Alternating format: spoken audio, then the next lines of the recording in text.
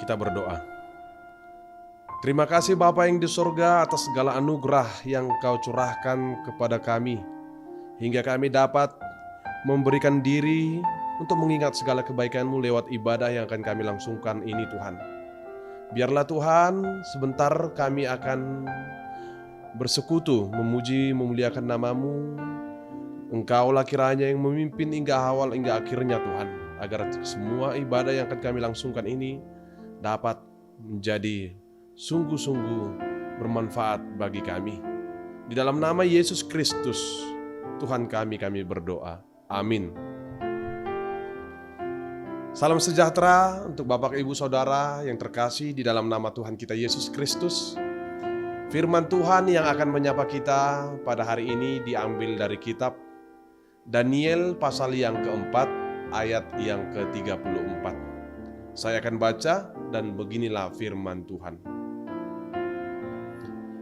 Tetapi setelah lewat waktu yang ditentukan, aku Nebukadnezar menengadah ke langit dan akal budiku kembali lagi kepadaku. Lalu aku memuji yang maha tinggi dan membesarkan dan memuliakan yang hidup kekal itu, karena kekuasaannya ialah kekuasaan yang kekal dan kerajaannya turun-temurun. Demikian firman Tuhan. Bapak Ibu Saudara yang terkasih di dalam nama Tuhan kita Yesus Kristus, Raja Nebukadnezar adalah seorang raja yang berkuasa di kerajaan Babel, yang mempunyai kekuasaan yang sangat luas di dunia pada zaman penulisan kitab ini. Banyak bangsa yang telah ditaklukkan dan termasuk Israel. Bangsa Israel mengalami masa pembuangan dan tertawan di Babel. Peristiwa ini terjadi akibat dosa mereka kepada Allah. Namun, Tuhan memakai bangsa Babel untuk melaksanakan kehendaknya bagi bangsa Israel. Hal ini tidak disadari oleh Nebukadnezar.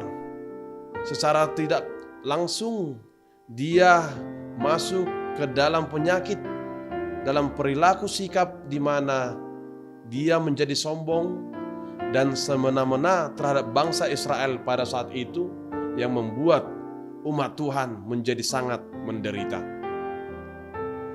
Allah melihat umatnya dalam segala kesusahan mereka, sehingga Allah banyak memberikan tanda mujizat yang luar biasa di luar nalar manusia untuk melepaskan umatnya, dan melalui hambanya Daniel dan sahabat-sahabatnya dari segala rencana jahat Raja Nebukadnezar untuk membinasakan mereka. Itu sebabnya Bapak Ibu Saudara dikatakan bahwa nats ini menekankan tentang Allah adalah sebagai penyelamat yang melalui hambanya Daniel.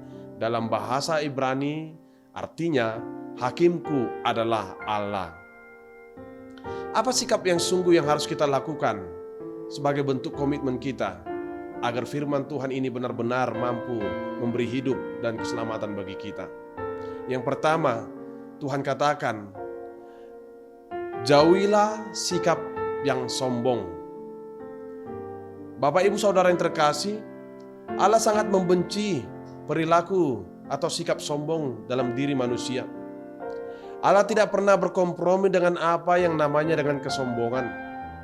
Karena kesombongan merupakan sebuah perilaku yang dapat menjerat hidup seseorang, menjadi merasa lebih baik, menjadi merasa lebih benar dibandingkan orang-orang lain yang ada di sekitarnya, yang bisa berakibat kepada sikap yang tidak menghargai sesamanya.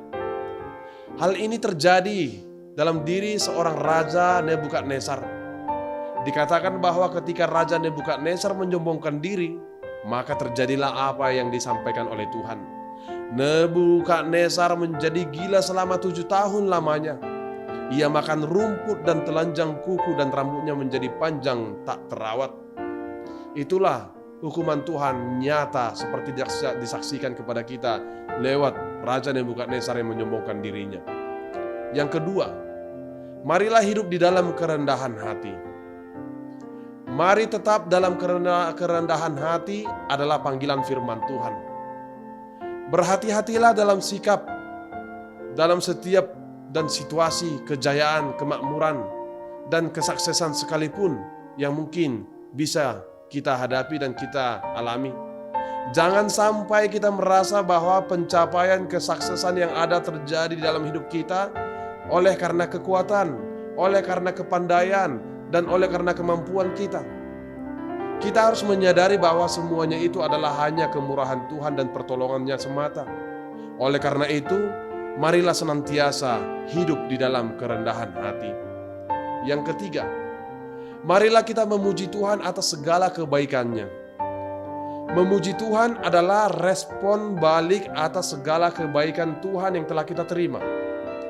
Dalam nats ini dikatakan bahwa Tuhan masih memberikan kesempatan kepada orang-orang yang sombong untuk berubah. Tuhan masih mau menyelamatkan Raja Nebukadnezar, mengembalikan akal budinya dan akal sehatnya, sehingga Raja Nebukadnezar mau memuji, mau memuliakan, dan mau membesarkan nama Tuhan. Sebab Tuhan telah berkuasa memulihkan hidupnya dan Tuhan berkuasa atas segala kehidupan kita juga. Nah, Bapak Ibu Saudara yang terkasih, apa upah dari sikap yang sungguh ketika kita menghidupi firman Tuhan yang telah menyapa kita pada hari ini? Yang pertama dikatakan, Tuhan akan meninggikan orang yang rendah hati, seperti dikutip dalam Mazmur 113 ayat yang pertama sampai dengan ayat yang ke-9.